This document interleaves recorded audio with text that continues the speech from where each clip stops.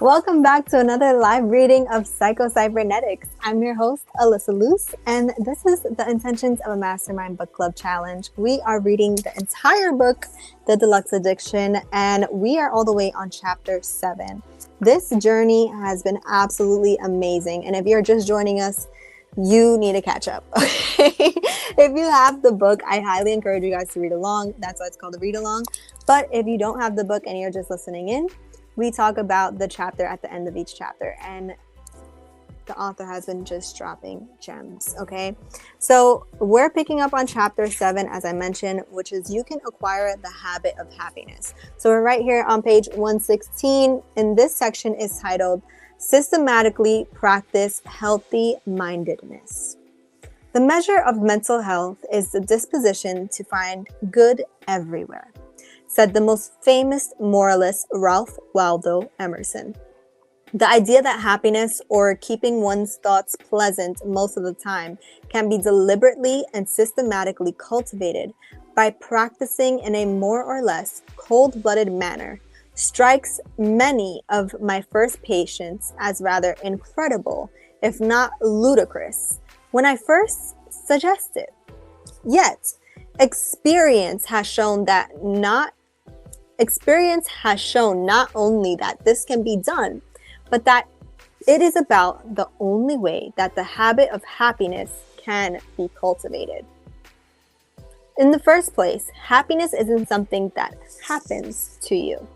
It's something that you yourself do and determine upon. Oh wait, what happened there? Sorry guys. If you wait for happiness to catch up with you or just happen, or be brought to you by others, you are likely to have a long wait. No one can decide what your thoughts shall be but yourself. If you wait until circumstances justify your thinking pleasant thoughts, you are also likely to wait forever. Every day is a mixture of good and evil. No day or circumstance is completely 100% good.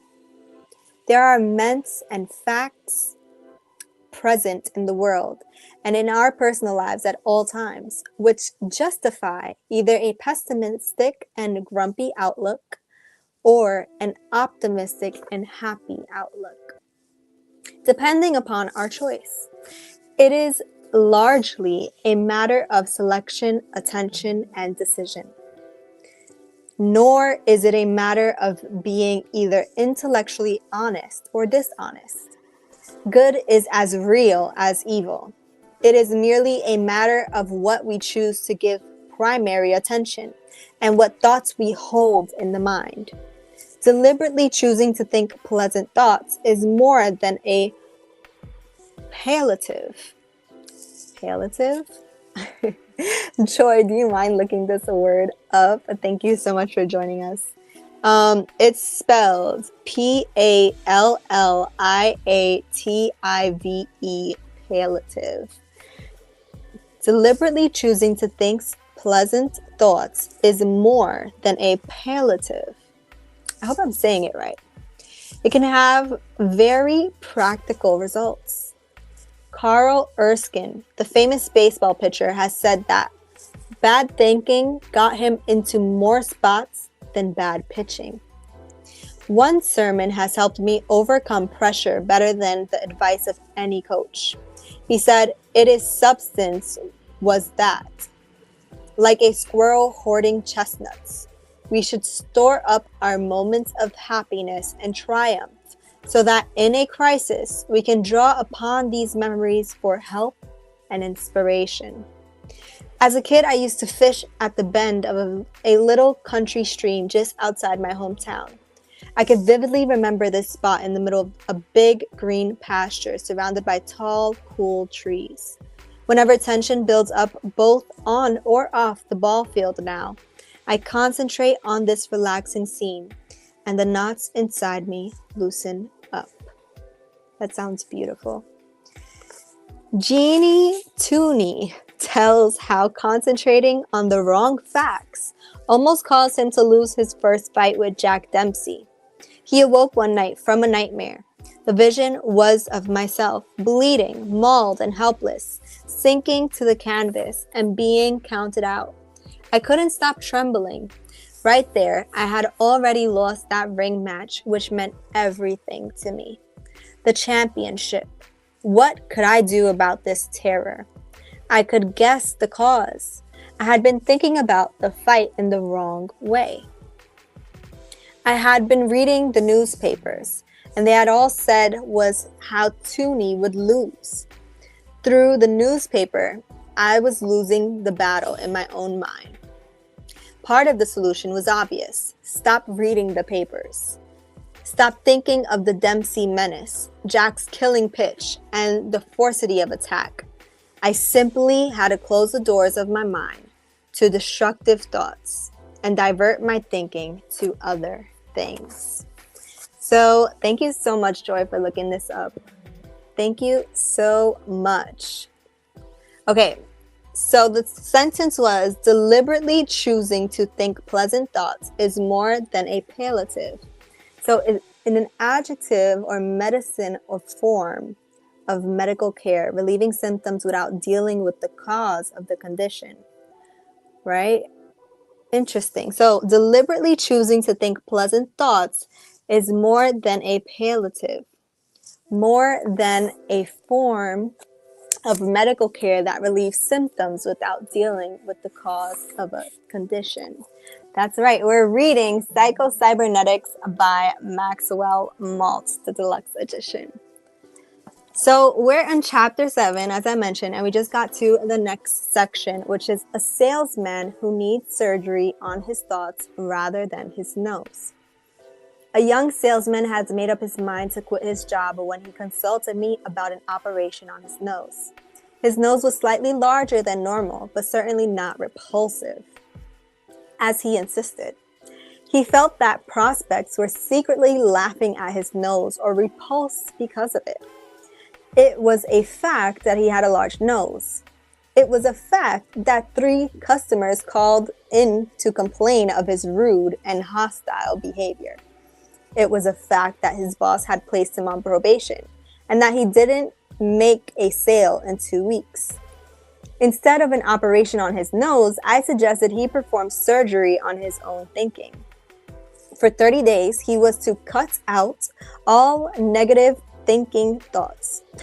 It doesn't say the word thinking, it just says cut out all these negative thoughts. He was to completely ignore all the negative and unpleasant facts in his situation and deliver his attention upon pleasant thoughts. At the end of 30 days, he not only felt better, but he found that prospects and customers had become much more friendly. His sales were steadily increasing, and his boss had publicly congratulated him in a sales meeting. A scientist tests the theory of positive thinking.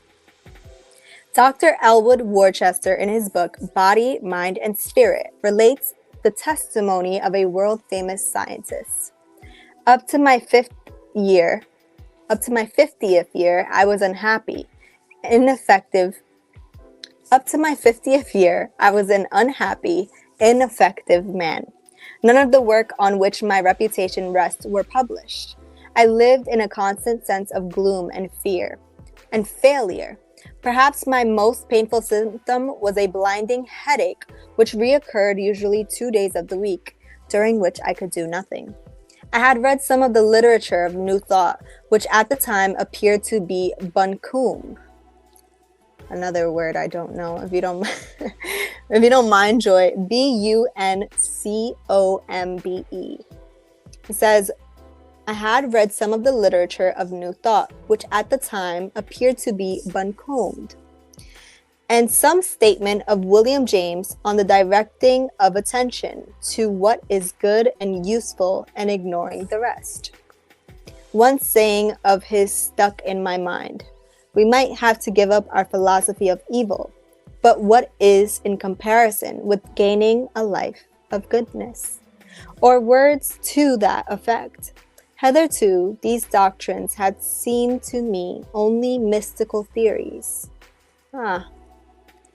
It appeared to be bunkum, nonsense.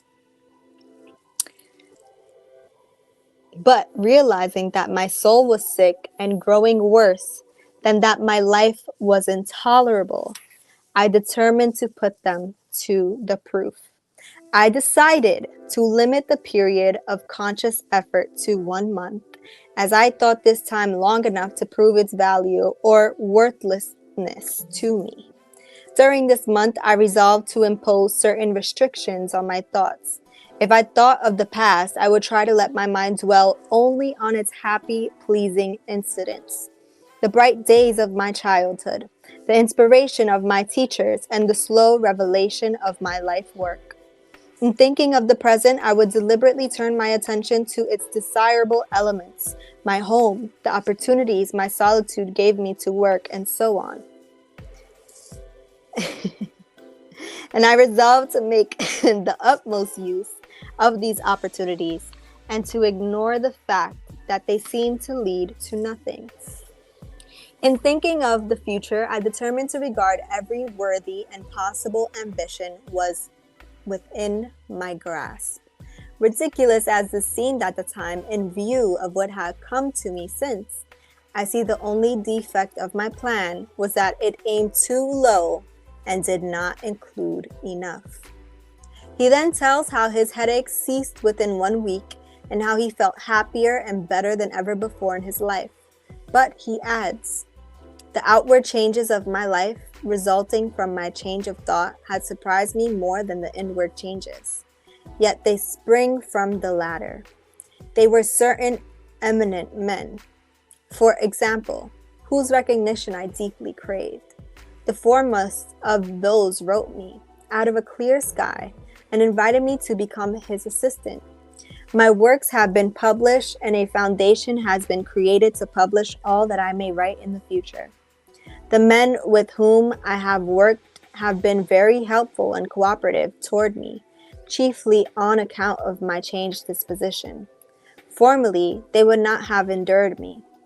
As I look back over all these changes, it seems to me that in some blind way, I stumbled on a path of life and set forces to working for me, which before were against me. This is beautiful. How an inventor used happy thoughts. Professor Elm Gates of the Smithsonian Institution was one of the most successful inventors in this country had ever known, and a recognized genius.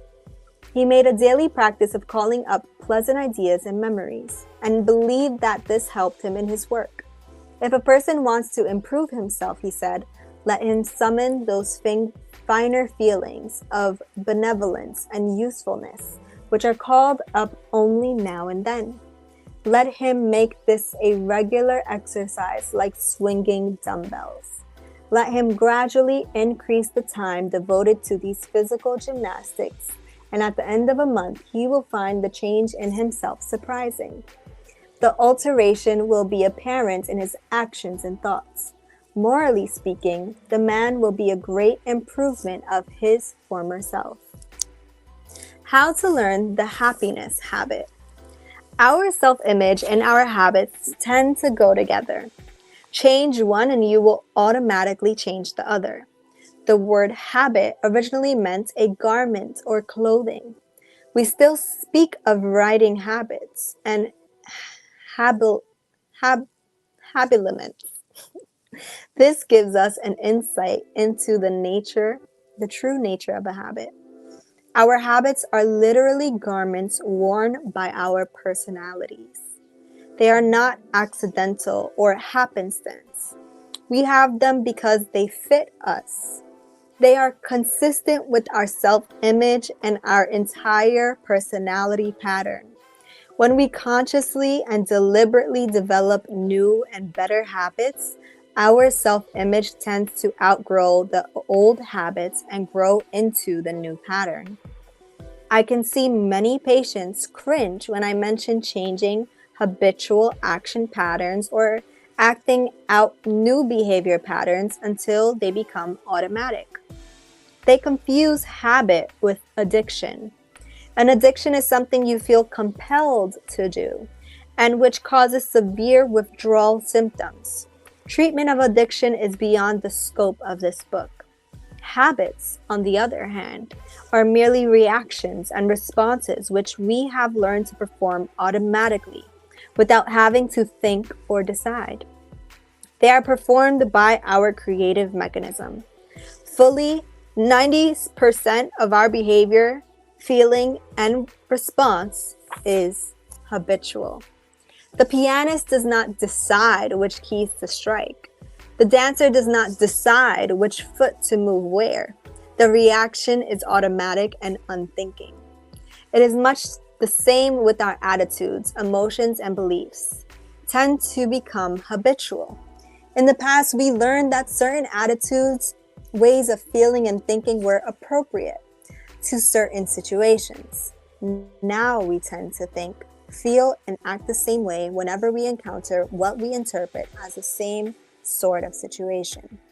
What we need to understand is that these habits, unlike addictions, can be modified, changed, or reversed simply by taking the trouble to make a conscious decision, and then by practicing or acting out a new response or behavior.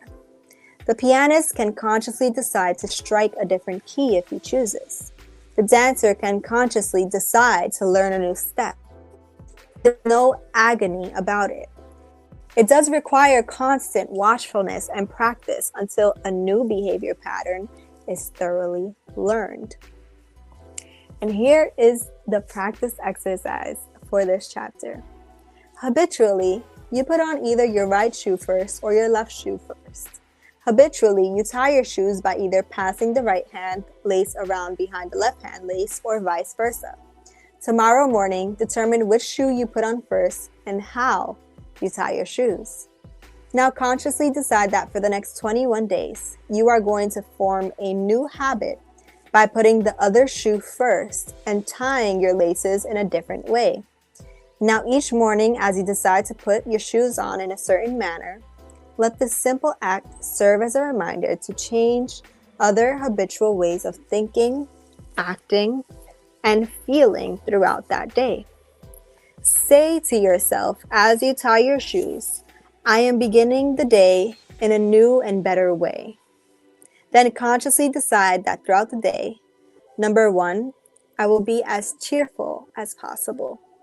Number 2, I will try to feel and act a little bit more friendly toward other people. Number 3, I'm going to be a little less critical and all a little more tolerant of other people, their faults, failings, and mistakes. I will place the best possible interpretation upon their actions. Number 4, insofar as possible, I'm going to act as if success were inevitable. And I already am the sort of personality I want to be. I will practice acting like and feeling like this new personality. Number 5, I will not let my own opinion color facts in a pessimistic or negative way. Number 6, I will practice smiling at least 3 times during the day. Number 7, regardless of what happens, I will react as calmly and as intelligently as possible.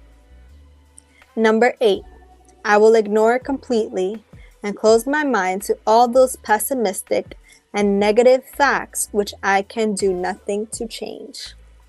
Simple? Yes. But each of the above habitual ways of acting, feeling, and thinking does have beneficial and constructive influence on your self-image. Act them out for 21 days. Experience them and see if worry, guilt, hostility have not been diminished and if confidence has not been increased. Wow. Just wow. I'm going to invite our other mastermind member on here, Joy, doing our dictionary searches for us. How are you doing today, Joy? Hey, can you hear me? I'm good. How are you? Hold on, where'd you go?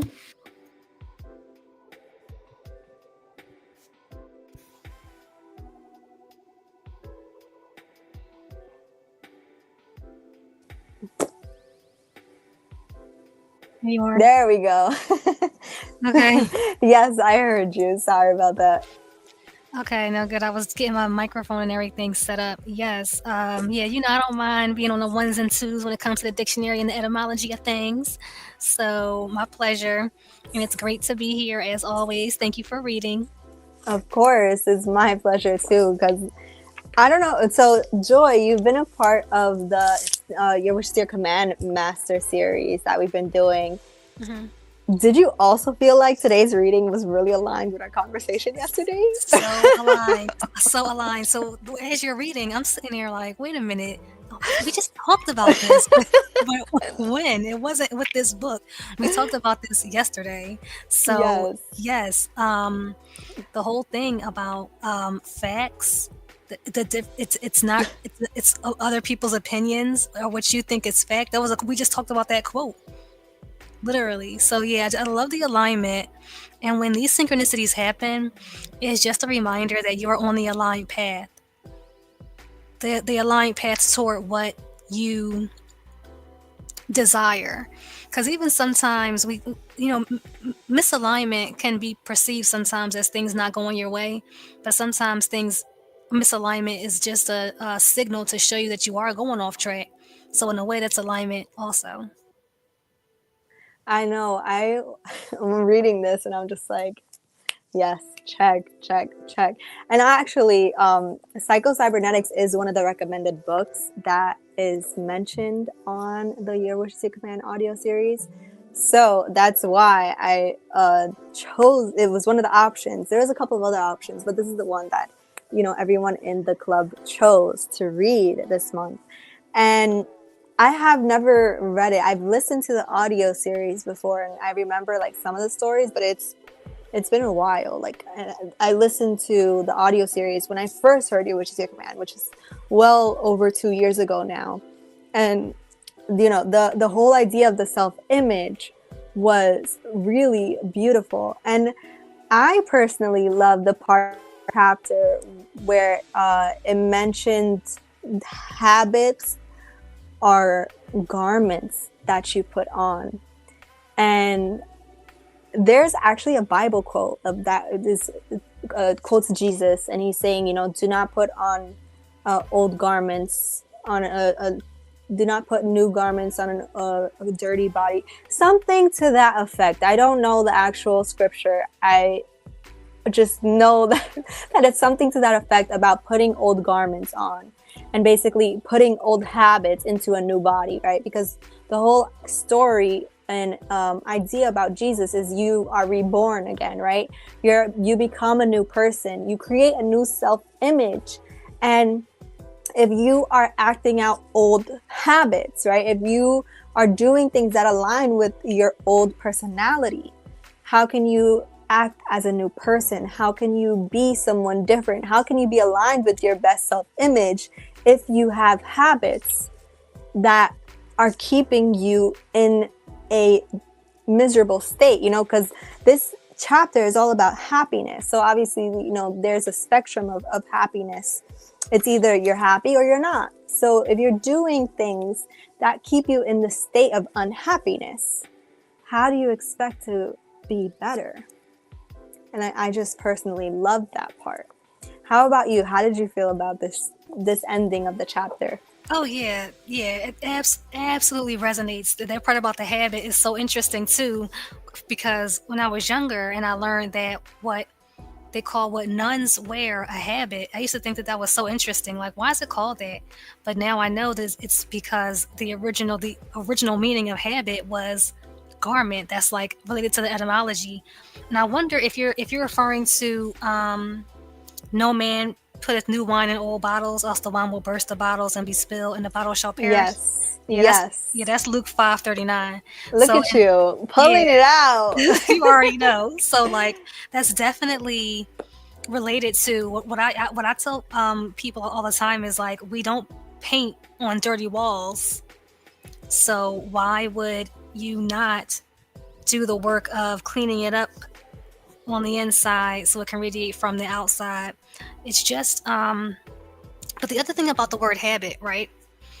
The author mentioned that some of his clients would confuse habit with addiction.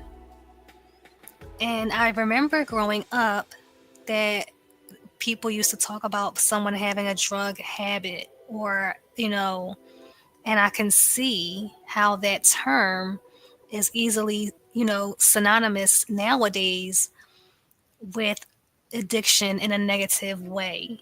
But we all have habits. We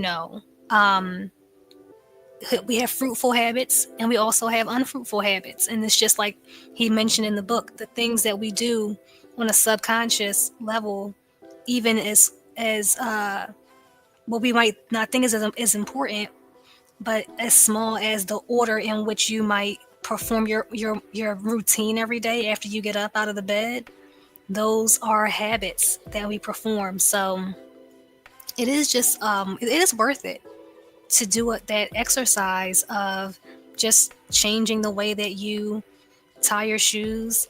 I did an exercise similar to this one, and this is my first time reading this book, but I did an exercise similar where I just changed the order in which I did things in the rising when I would go to the bathroom. So I would just, instead of say the order was brush my teeth, wash my face, then shower. I would switch it and do it in a different order, just to first prove to myself that I can do it. Prove to myself that I actually can change these deeply ingrained habits that I've been doing for so long. They don't have to be the thing that stays. You don't have to stay stuck in them if you choose not to. But it is a choice, as the author also mentions. It starts by us making a conscious decision that this is what we're going to do. And the decision is enough, because once we make that decision in earnest, right, we'll be given all the support that we need to maintain it.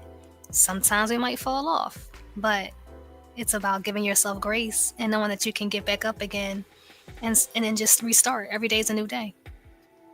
Amen. And I never knew that about the nuns wearing a habit. And it makes sense, because as soon as you said it, like, I was able to visualize what a nun looks like. It's something that's most people, if you think of a nun, you know what a nun looks like, right? And there's so many things associated with a nun, right? Like whether it's prudence, and that's not to say it in a derogatory way, but they're very much, they try to be as holy as possible, right? And it's because of the garment that they wear, the habits that they continuously practice, that they are associated with that word, that lifestyle. You know what I mean? The internal and the external are a match. Yes. And I love what you shared too about it being a conscious choice, and the confusion with addiction. And it's so interesting because earlier I saw I don't even know what it was, but it was an Instagram post of a recording. I guess it was like an interview show of scientists talking about natural flavors. And the scientists were saying, we go into nature and like we smell and we taste things, and we're trying to recreate the flavors in the lab. So, we want people to be able to taste the flavor, but we don't want the flavor to linger because we want them to come back for more. And the interviewer was like, so you want the food to be addictive? And they were like, yeah, addictive is a good word to describe it. And then one of the other scientists was like, no, we just want them to come back for more. And it's like